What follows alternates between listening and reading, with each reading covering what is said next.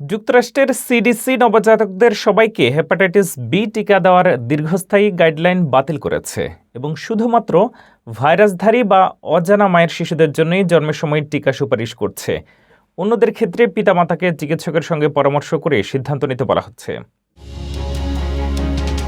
যুক্তরাষ্ট্রের centre for disease control and prevention বা CDC নবজাতকদের hepatitis B টিকা নিয়ে দীর্ঘদিনের নীতিতে বড় পরিবর্তন এনেছে। এতদিন যুক্তরাষ্ট্রে জন্ম নেওয়া সব শিশুর জন্য জন্মের পরপরই হেপাটাইটিস বি টিকা নেওয়া বাধ্যতামূলকভাবে সুপারিশ করা হতো, কিন্তু এখন নতুন সিদ্ধান্ত অনুযায়ী আর সব নবজাতকের জন্য এই টিকা বাধ্যতামূলক নয়।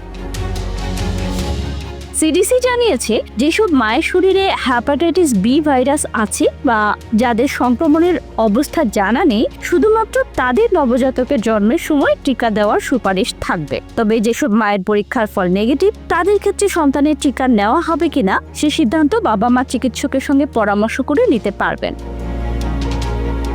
এই সিদ্ধান্ত এসেছে সিডিসির টিকা বিষয়ক উপদেষ্টা কমিটির সুপারিশের পর, যা অনুমোদন দিয়েছেন যুক্তরাষ্ট্রের health secretary Robert F Kennedy junior. তবে অনেক স্বাস্থ্য বিশেষজ্ঞ এই পরিবর্তনের কঠোর সমালোচনা করেছেন। তাদের আশঙ্কা, এতে আরও বেশি শিশু টিকার বাইরে থেকে যেতে পারে এবং ভবিষ্যতে হেপাটাইটিস বি সংক্রমণের ঝুঁকি বাড়তে পারে।